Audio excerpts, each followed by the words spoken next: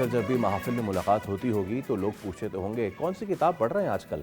ये 10 साल पहले होता था, आजकल तो कोई ये सवाल करता ही नहीं है कि जी आप कौन सी किताब पढ़ते हैं। कोई ये भी नहीं पूछता है कि कोई किताब पढ़ते हैं भी या नहीं, क्योंकि जिसने पूछना होता है वो तो ख़ुद मोबाइल में घुसा होता है। दुनिया भर में किताबों की अहमियत को उजागर करने का दिन मनाया जा रहा है, और ये सिर्फ किताबों की अहमियत नहीं बल्कि world book and copyright day celebrate किया जा रहा है। इसकी अहमियत क्या है, और जदीद दौर में जहाँ पे एआई का इन्फ्लुएंस अब बढ़ गया है, उस हवाले से बुक्स जो है क्या उनको मॉडर्नाइजेशन, क्योंकि बहुत सी अब ई बुक्स और ई लर्निंग के मामला चले गए हैं।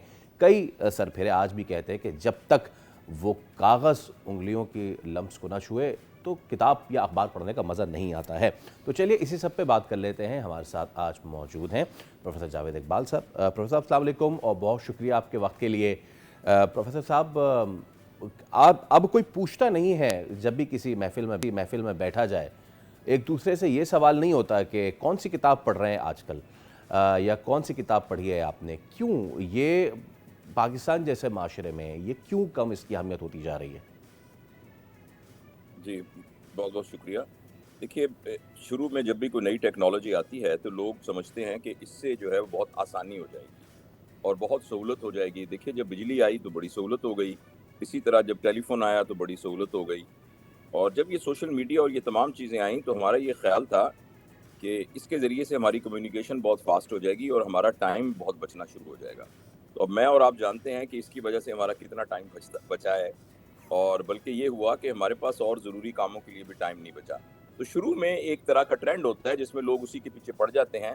अनफॉर्चुनेटली ये ट्रेंड ऐसा है कि ये ना सिर्फ ट्रेंड बना बल्कि ये एडिक्टिव भी था और लोग इसके एडिक्ट हो गए।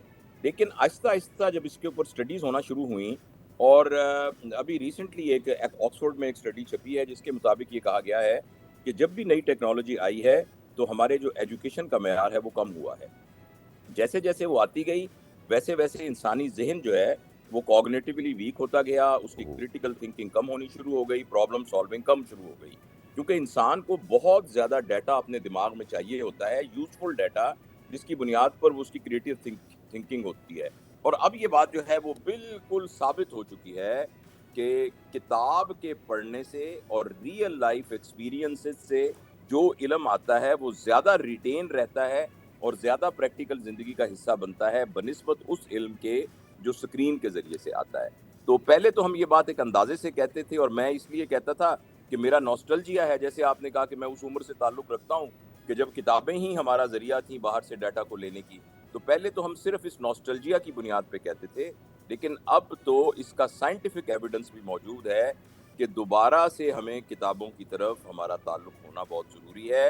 क्योंकि जब हम किताब पढ़ रहे होते हैं, हम फ़ोकस्ड होते हैं, अब यकसुई के साथ होते हैं, हमारा सोच का पैटर्न वही हो जाता है जो उस ऑथर के सोच का पैटर्न था, और ये नॉलेज हमारे पास कॉन्टेक्सचुअल वे में दाखिल हमें हमारी समझ में आता है।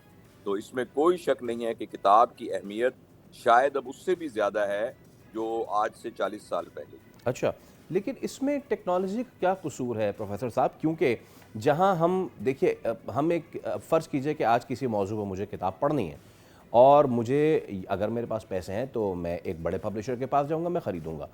ज़ाहिर सी बात है, नहीं है तो फिर मैं सदर का रुख कर लूँगा, और वहाँ पे फिर मैं इम्प्रेस मार्केट का रुख करूँगा।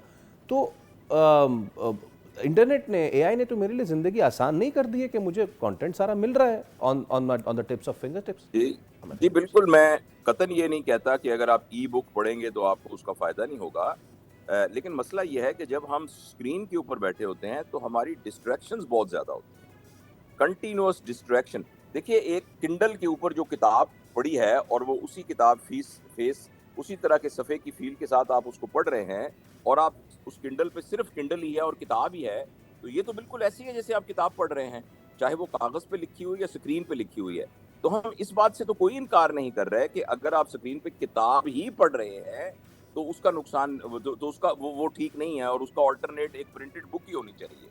मैं ये तो नहीं कह रहा। लेकिन मसला ये है कि हम उसकी बजाय अल्टरनेटिवली छोटे-छोटे क्लिप्स के ज़रिए, रील्स के ज़रिए, एक तरह का शैलो सुपरफिशियल जो डोपामाइन को स्टिमुलेट करने वाला जो इल्म है, जो कि सिर्फ़ हमारे यानी हिस्से हिस्से लस्ट को, जिसको उर्दू में क्या कहेंगे, कि हमारी लज़्ज़त को जो है वो तस्कीन देने वाला जो इल्म है, جو کہ صرف دماغ میں ایک سپارک کی طرح آتا ہے لیکن اندر ڈیپ ڈاؤن نہیں ہوتا, ہم اس کی بات کر رہے ہیں. بالکل. تو لہٰذا ایک شخص اگر کنڈل کے اوپر کتاب پڑھ رہا ہے تو وہ تو بالکل ایسے ہی ہے جیسے کتاب پڑھ رہا ہے. اوکے پروفیسر صاحب بہت شکریہ آپ کے وقت کے لیے. اور کتابیں جو ہیں وہ ہاں تو ہے ہی, ٹیکنالوجی اور اس نوسٹالجیا کو بیلنس کیسے کرنا ہے, now it's up to us. Subscribe کریں اور بیل دبائیں تاکہ کوئی خبر رہ نہ جائے.